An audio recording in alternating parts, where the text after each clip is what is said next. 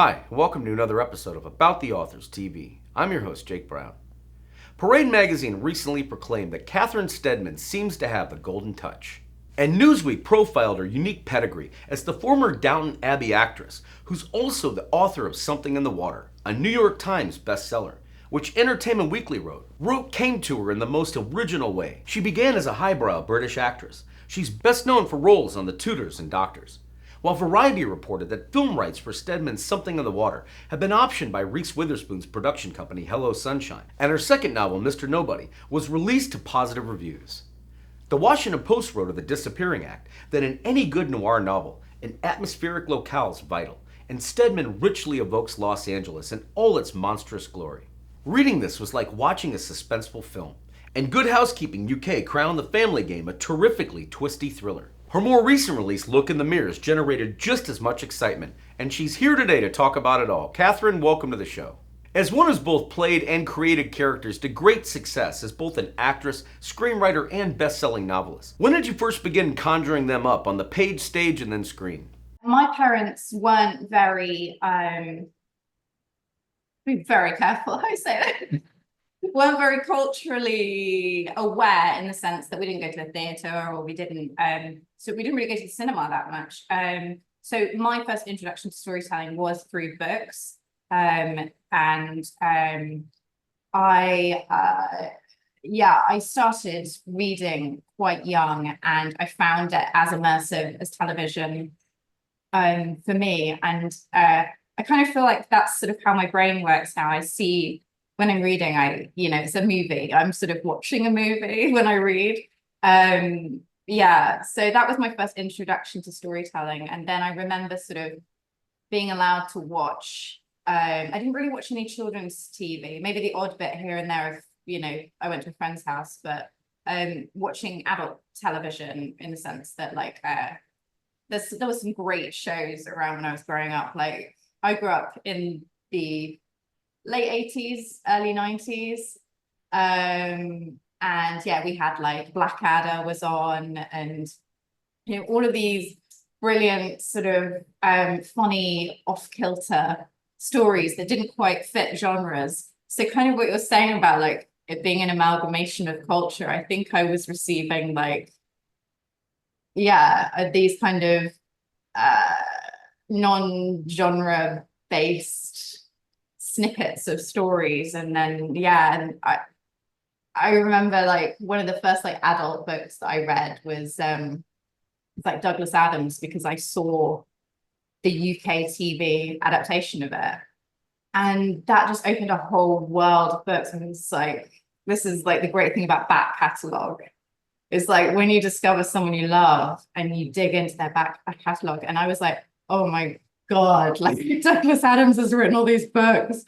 And so I got heavily into him. And then I wasn't supposed to read Stephen King, but I found one in my parents' house, and I read that, and I got really into his short stories. And then as I got a bit older, I was allowed to stay up and watch the movies that my parents were watching. And so I got very into that. Like I'm very into I love art house movies. I really do. I've got my movie subscription. I love art house, but I also just love a really well-structured blockbuster movie. The amount of work that goes into a really tight structure still amazes me. When something is faultless in terms of structure, it can have problems in terms of acting or set or whatever, but like some of those films in like kind of the mid to late 90s, just like unparalleled. And we're still using reusing them in IP now. It's crazy. There was like, even in like, if you look back at like the movies that came out in cinemas in like 1992, it would blow your mind that it's so many classics.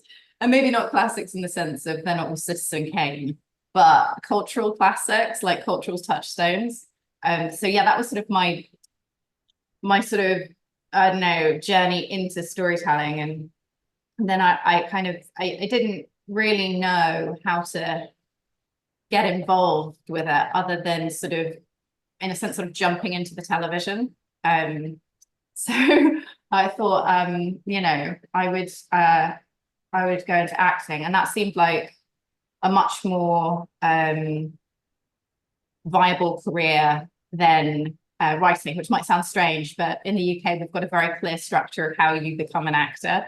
Less so now, maybe, but certainly when I was growing up, you get into drama school, you go there, you do some shows, they invite agents, you get an agent, and then you're released into the wild. So now, for anyone who doesn't know the breadth and depth of your pre-noveling resume, it reads like something right out of a book. Where after studying acting at the Oxford School of Drama, you found massive success as an actress on British television staples, playing Julia Bertram in the ITV adaptation of Mansfield Park, or Mabel Lane Fox in Downton Abbey, or the Tudors playing Joan Bulmer, Nurse Wilson in the ITV drama Breathless, among many notable roles. At what point, after reading so many scripts by other writers, did you first feel inspired to sit down and take a shot at it yourself as a novelist? I hit my early 30s, around like 33, 34, and I had a bit of a freak out in terms of like the idea that, the industry is not 100% keen on giving loads of parts to women over 30.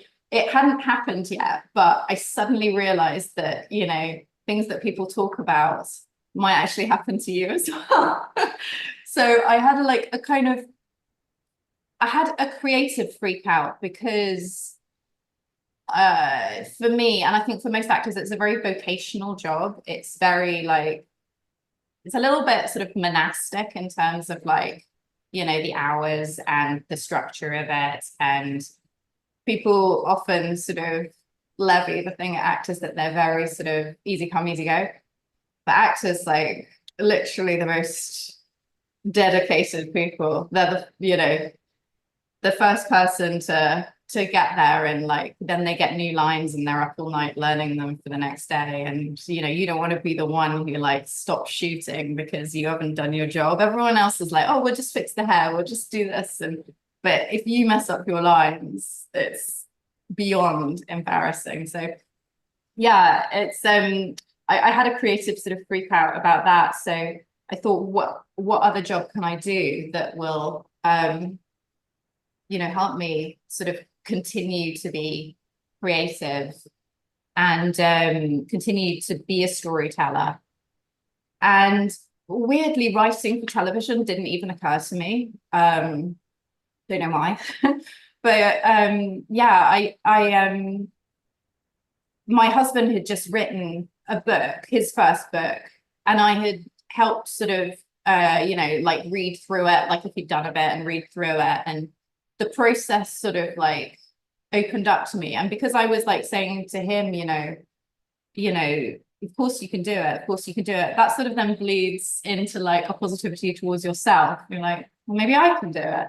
Entertainment Weekly would advertise your debut, Something in the Water, as a cocktail, with a recipe that includes 2 parts Gone Girl, 1 part The Wolf of Wall Street, 1/2 part True Romance, 1/2 part Big Little Lies, a dash of sunscreen, and a sprinkle of diamonds. Adding that you first had the idea while shooting in the desert of Namibia.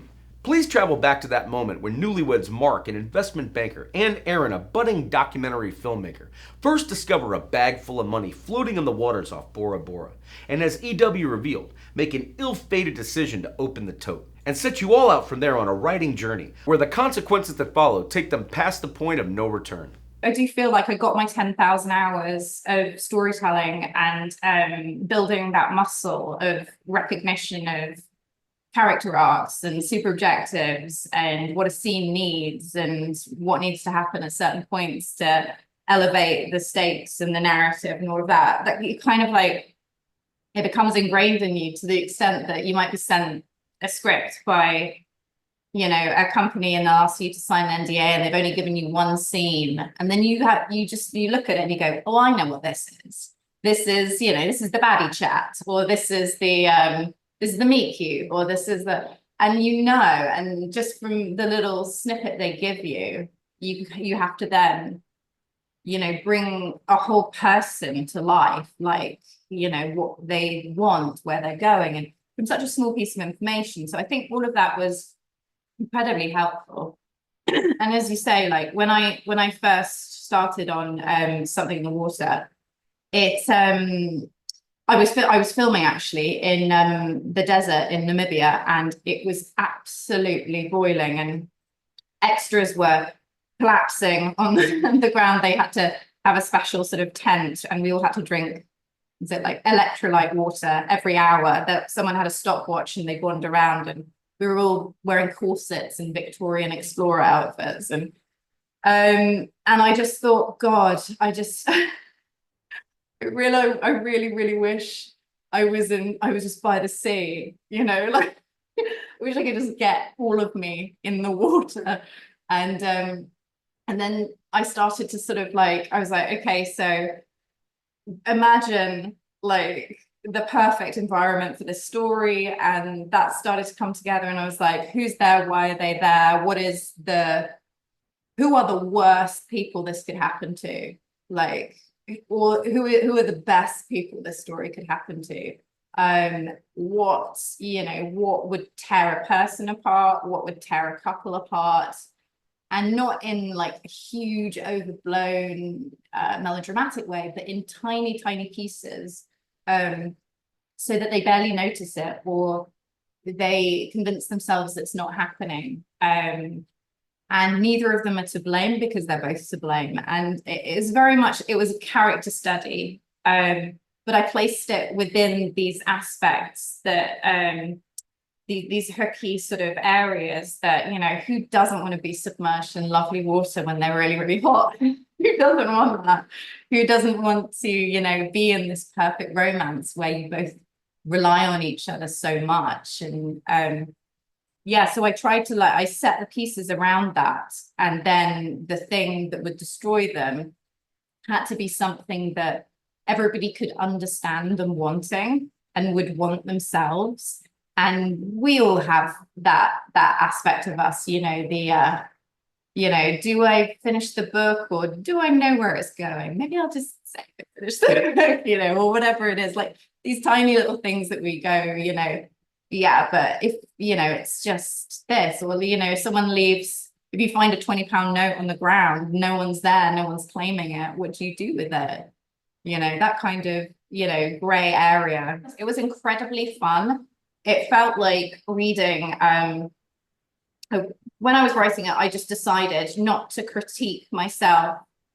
Obviously to critique myself in the sense that, you know, it has to be, you know, good, but not to critique my like creative impulses. So I let the story go where I wanted or didn't want it to go myself. So it was really fun, and it was immersive, and yeah, using the kind of actor's background to get into it, I would place the audience like in the action in terms of, you know, what they're feeling, thinking, seeing. And also, you know, people are so into video games now these days, you know, you sort of expect to have that kind of front seat in things. And if you're not, then you're second guessing the narrative if you're not in it. So I wanted people to be in it and to feel what Erin feels, and feel and not feel what Mark feels, because we never can know what the other person feels. So Mark has no, you know, written POV. No other character does. So we only can go on what they're telling us and what they're telling Erin. And we only hear Erin's thoughts. So yeah, it was as immersive as I could make it. So yeah, it was really fun. I really enjoyed it. And yeah, that, you know, it goes some dark places as well. But I think it kind of has to. There's like a limit to believability if things don't come crashing down at some point. You know, because she's an ordinary person put into extraordinary circumstances. So there comes a limit to her talents and her, you know, endurance. So Reese Witherspoon would select this novel for her Hello Sunshine book club right out of the gate, hailing it as a psychological thriller that captivated me from page one. What unfolds makes for a wild, page-turning ride. It's a perfect beach read. And you've been used to seeing your name by then on marquees and screens and playbills before. What was different about seeing it on the cover of your first published novel? It was amazing. The whole process from beginning to publication was an amazing, amazing process. But yeah, it was fantastic. And it's so funny because as an actor,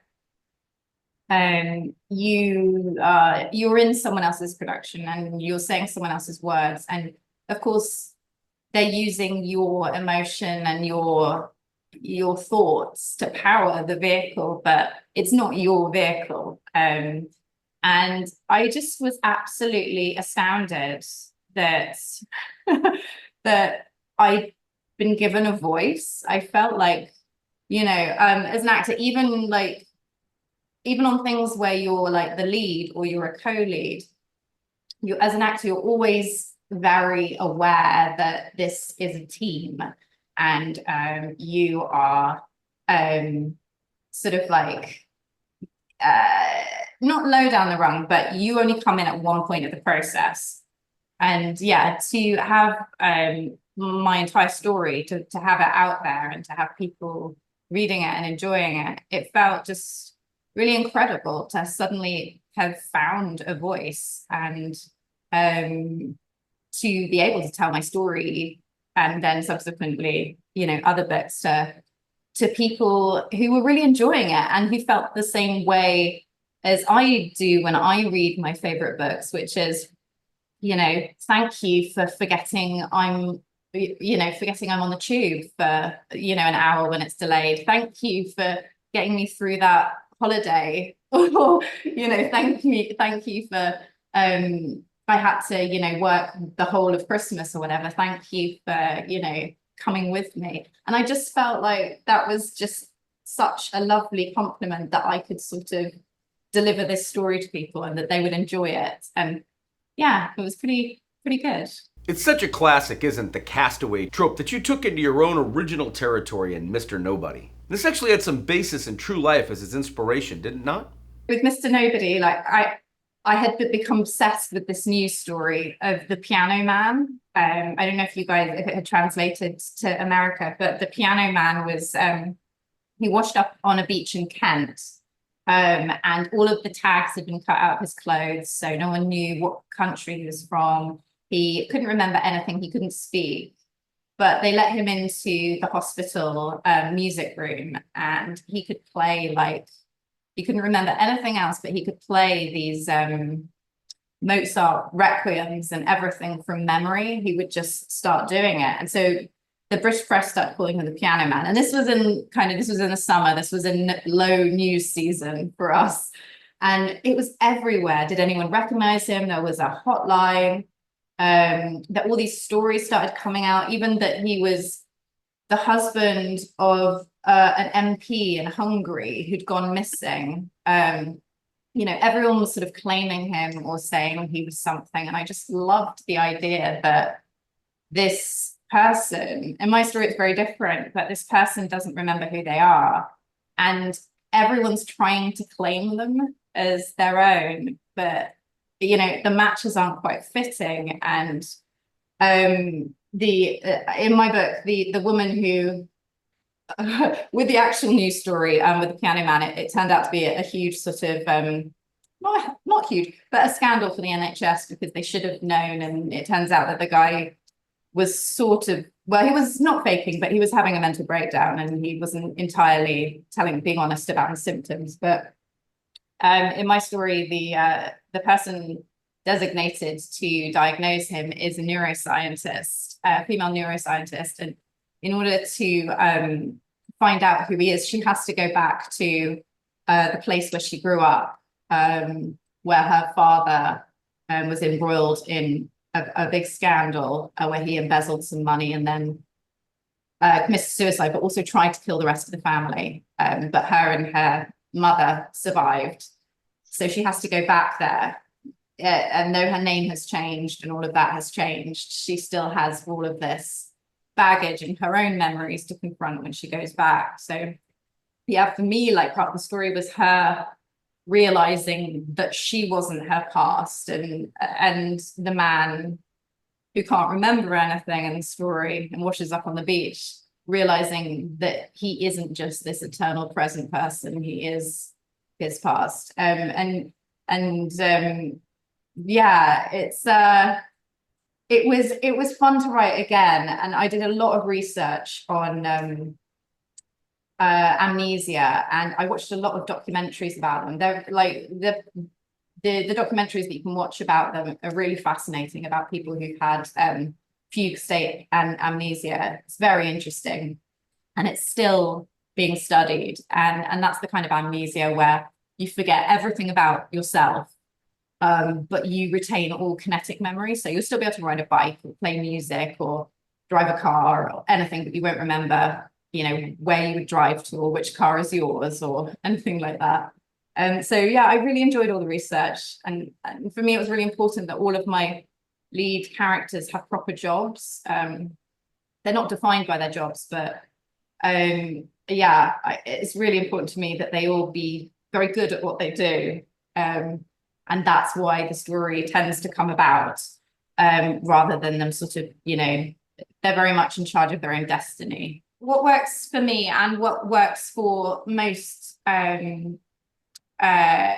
people when they're at drama school and say they've never acted before, if you want to get into a scene and you want to write a scene, then you just need to pick an equivalent in your head. You just need to pick an equivalent. Although, like, with the first scene, the first chapter in Something in the Water is Erin digging a grave.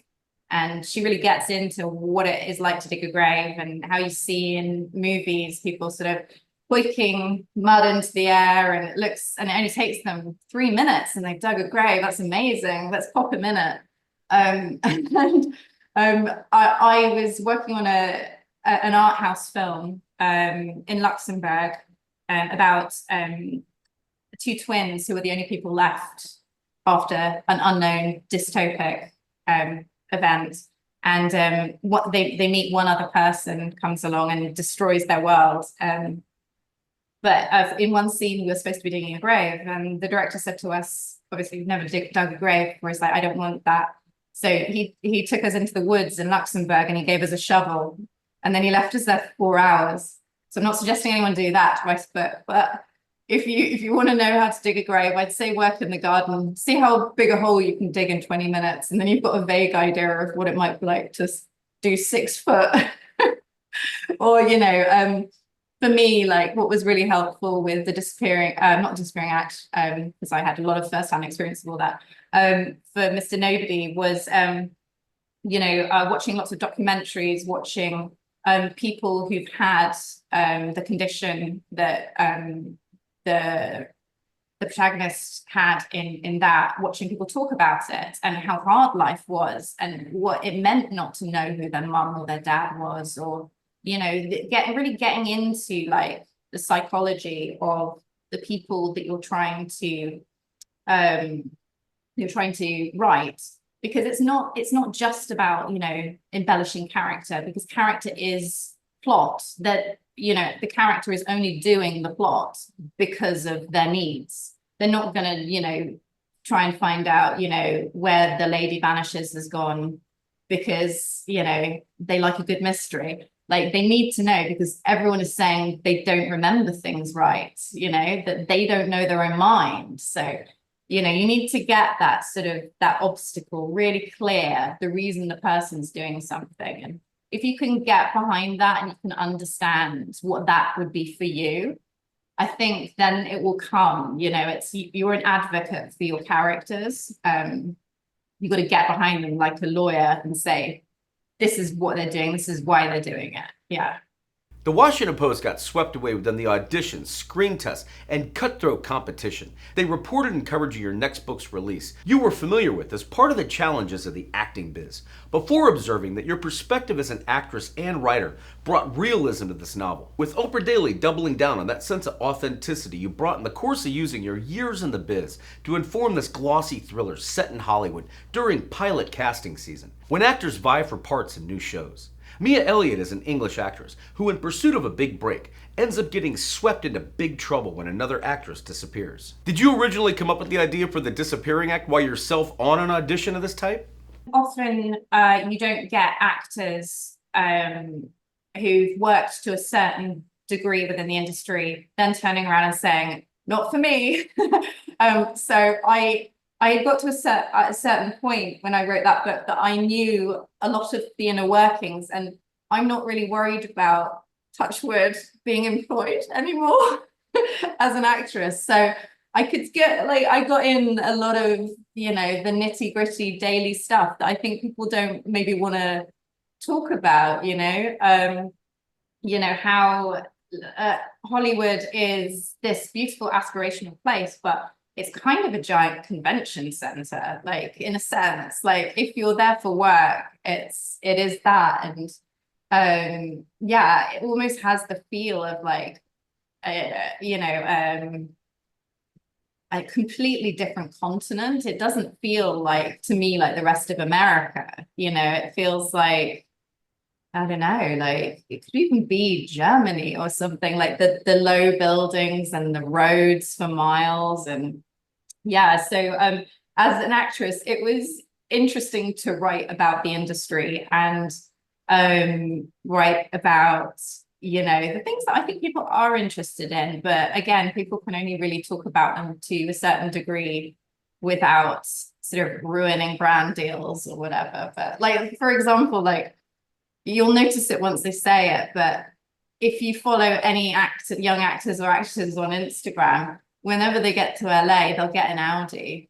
They'll just get like Audi are very keen on, gifting young actors and actresses an Audi when they get there, so they can go to all their meetings and turn up in an Audi. And it's like a really nice kind of brand partnership and lovely. But I think people can't sort of talk about those sorts of things. Like, but I felt like it felt like a little bit of insider grit here and there. And the acting world is, like we find out in dribs and drabs,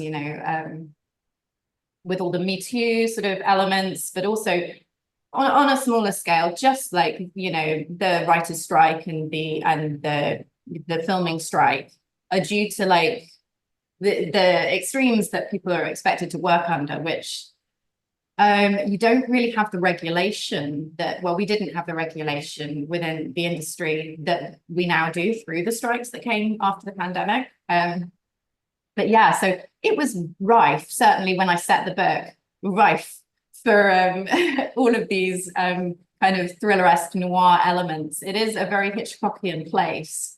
It's this outpost in the middle of a desert, really, isn't it? And you can't really tell often when you're driving around, if something's filming or if that's just what it always looks like, or it's and yeah, I use the central conceit of pilot season in The Disappearing Act. And it's a kind of it's a time of year when, and people still do it even though there's tapings, just to get in the room meetings. And actresses and actors from all over the world will descend on LA, and they'll take up all the Airbnbs and all of the hotel rooms, and they'll all be going to the same meetings. And you'll run into people who look oddly like you, and you'll see them over and over again, and you won't really know their name, or maybe you'll get a second to meet. And actors have this incredible sort of shorthand usually with each other, that you can kind of sort of instantly become friends with people. Because you get thrown together so quickly, like, okay, you two are sisters, go, so yeah, it kind of incorporates that idea that you're constantly in these rooms full of people who look like you, who could be immediate friends and immediate enemies, and everybody's after the same thing. And I just thought, why has a thriller about this not been written? And I'm like, because I suppose not many people have been inside it to write about it. So Emily is a British actress, and she's on the cusp of her career. She's just played Jane Eyre in a kind of up-to-date sort of Gen Z adaptation for, I imagine, one of the popular streamers. And she's become like a bit of a recognizable face in London. And she finds out through rumor and Instagram that her boyfriend, another actor, has got a lead role in another show, in a movie, and he hasn't told her anything about it. And when she gets home, he's moved out of her house. And this was actually based on a story that one of my friends experienced. Whenever people say the least believable part about this is when that actor sends a removal van to collect all of stuff, I was like, that actually happened. Yeah, the idea that someone would get their big break and just never go home. So Emily, in order to escape the kind of Daily Mail intrusion into, you know, how does she feel now that she's been broken up with? How does Jane Eyre feel? She takes her agent's advice and she flies to LA to do some meetings out there. And at an audition, another actress, again, very similar to her in casting, looks fairly similar, asks her if she can go in before her, as in like, could Emily go in before she's ready to go in?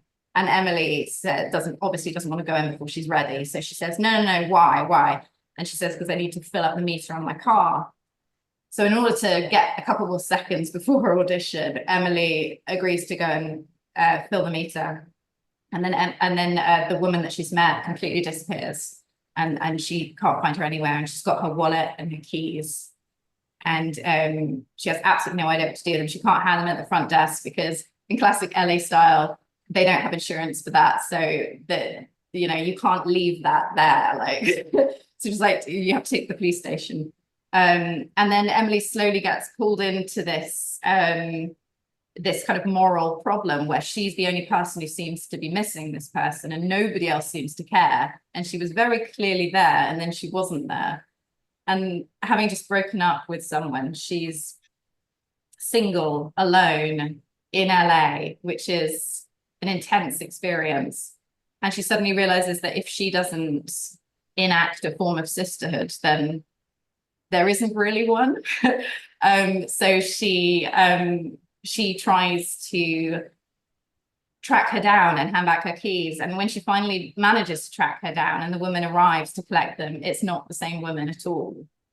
And then that sets Emily off on a whole new driven investigation into who and what the hell's going on.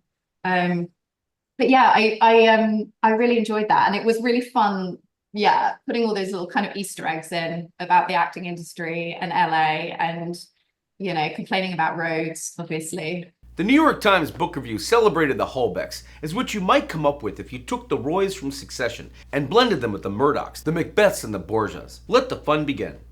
Please talk about creating a cast of characters this colorful in the Family Game, after being part of so many entertaining ensembles yourself throughout your career. That was fantastic because the idea for me with having a larger cast, this is the largest sort of population of cast that I've had in any book that I've done. But I love the horror of you know, having to spend Christmas with your in-laws for the first time. Just the horror of that, like the everyday horror, but then, you know, the social horror if you're from a different country, as the lead character is in The Family Game. Harry's from the UK and she moves over to New York with the love of her life, who is an American heir to like a kind of quite large fortune, sort of who am I thinking, like a kind of sort of Rockefeller-esque dynasty. But he's moved away from it. He's gone into like IT to make his own fortune in Silicon Valley. And she moves over to New York and he doesn't really see his family. So when they get engaged, there's this sudden introduction into this upper echelon of American society, which she is completely alien to, having come from the UK and being sort of comfortably middle class. And yeah, it's her sort of finding her pathway through that and meeting all of these huge characters.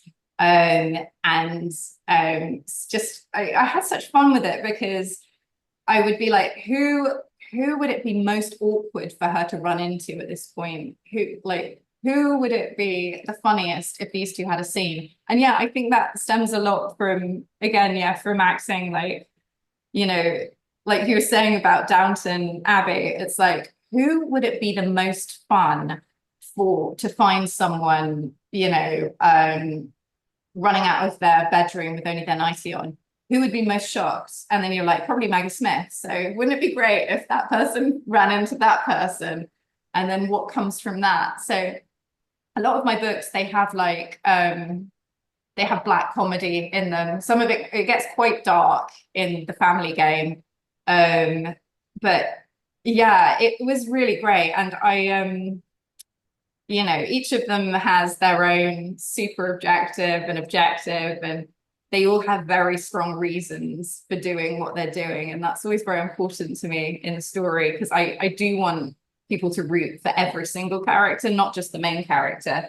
You know, I feel like, especially with my latest novel, I like to introduce the element that the main character might not be the main character. So maybe don't put all your eggs in that basket, you know, to sort of play with the structural element of like, who is actually the good person here and who's the bad person. But yeah, I had loads of fun with that one. Yeah, I like to take things directly from life, if not my life, then someone else's, through documentaries or non-fiction books. But this one came from my actual life. When my husband published his first novel, my father-in-law disclosed that he had a huge love of psychological thrillers. And he gave my husband a book that he'd, what would you say, like dictated onto a dictaphone. So in our house still, we have this tiny micro cassette in a little jiffy bag. And I was trying to come up for ideas for my, what was it, fourth book. And I suddenly thought, oh my God, what if there was some terrible confession on this tape? Or what if in the background of this tape, you know, I don't know, somebody's having a discussion about who killed JFK. Like, they literally could be anything on this tape, and we would have never known. So I okayed it with my husband first. I was like, do you mind if I use your dad's tape as like a plot point? And he was like, yeah, that's fine. I'm not going to use it. I don't think I can use it. So yeah, I like the idea that, yeah, a father-in-law, instead of giving it to, you know, his own son, would give it to his daughter-in-law as a kind of a gesture of goodwill, and also of faith in her opinion, and that being a sort of test of whether, you know, she could enter the family or not. Obviously very different to my life and my father-in-law. But yeah, I just love the idea of that. And we still haven't listened to that tape. I have no idea what's on it. There's a whole section in the book where she has to try and track down a player for the dictaphone tape, because who has that? We don't have that. So, yeah. Book reporter raved that within the pages of Look in the Mirror, what Steadman configures with this story and the secrets of the Andersons' opening is nothing short of brilliant, and one of the best twist reveals that I've ever seen in recent psychological thrillers.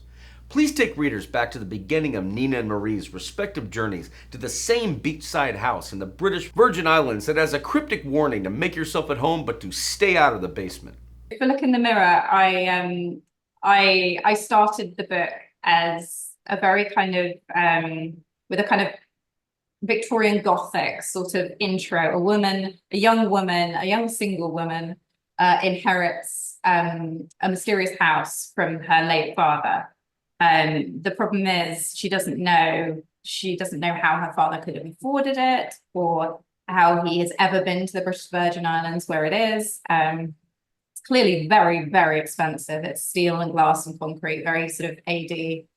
And then I intercut with a POV of an American medical student who is nannying for the super rich, who's been called to a house in the British Virgin Islands, but there's no family there. Again, very Victorian Gothic. And there's only one instruction: don't go in the basement. So yeah, I had these two women, one very street smarts, one very university smarts. Although the street smarts girl has got her way all the way to Cornell to study medicine, so she's very clever too. One is more sort of literary minded, and I placed them both in this incredible house. And to my mind, it's incredibly modern and designed. But as you go further into it, you find out it isn't quite what it seems. And I don't want to give too much away in terms of the story, but I think it's safe to say that both of them do end up going in the basement. not because they're curious or they're idiots, that there becomes absolutely no way for them not to go in the basement. So they both end up there and the house locks down around them. And then it's a sort of struggle for survival with both of them using their skill sets to escape. And yeah, it's as an actress, it was I think it called on a lot of the skill set, because to me, each of the kind of challenges within the house is this micro setup. You within each chapter, it is, there's a very clear arc, and the arc is mainly survival, but because it's placed within the concept of a game still, there is that element of needing to prove themselves, of needing to prove their identity to themselves or to whoever may be watching them. Yeah, so it was very fun, because there's a lot of different ways you can sort of like challenge someone within that kind of environment. And you've got your physical challenges, your psychological, your emotional, your Maslow's pyramid of wants and needs. And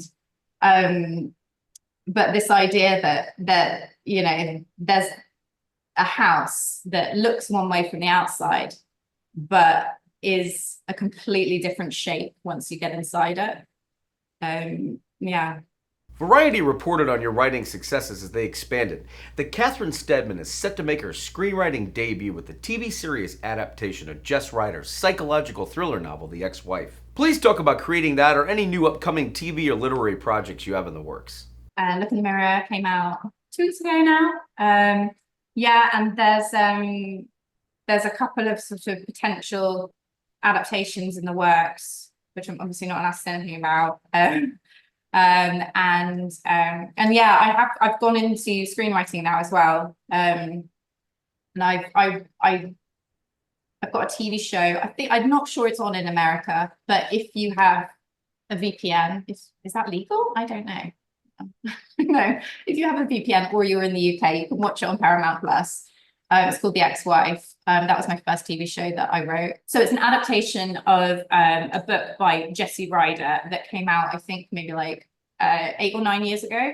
I took central conceit of that, which is a young woman meets, this seemingly perfect man, and they get married, they have a child. But as soon as they have a child, his ex-wife begins to show up. It's kind of like my version, my sort of feminist version of what's the Glenn Close movie called? My brain's gone. Fatal Attraction. Yes, but with the husband being the fatal attraction. So a lot of people know the twist now. But yeah, the idea that, do you know what, I will tell you, because it won't spoil the experience of it, I don't think, but it was just, I love the central conceit of it, that the husband is so desperate for a child that the entire story, everything that happens is just because he wants to be a dad.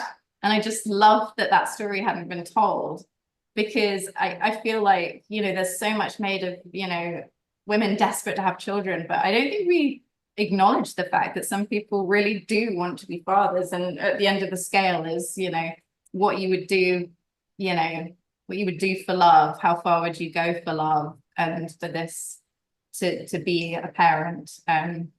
So yeah, that's on Paramount Plus in the UK. It's just turning the tables on that kind of on that kind of trope that, the crazy ex-wife, and turning it around to, hang on, is she crazy, or is he just telling you that she's crazy? I've just adapted something and done my first movie, which we're trying to, the production company is trying to get a director and a lead on board for that. But I don't think I can say whose book it is, but they're a big thriller writer. They're a New York Times, Sunday Times bestseller. So that would be great if that comes off. And then I've got, I'm working on another TV series in the UK, and then a kind of period piece set in the mid-80s, a kind of Saltburn meets Hitchcock thing. Yeah, it's so yeah, I keep him busy. Finally, what sage wisdom could you pass along that's worked for you to stay successful for this long as a creative in multiple mediums? Give yourself the space to do things that you didn't think were in your wheelhouse or that you think are above your pay grade, or that you didn't go to the right university, or no one's going to take you seriously. I think if you do the work will speak for itself. You don't need to concern yourself about who you are and, you know, what your history is. The work is the work, and that's will speak for itself. Yeah.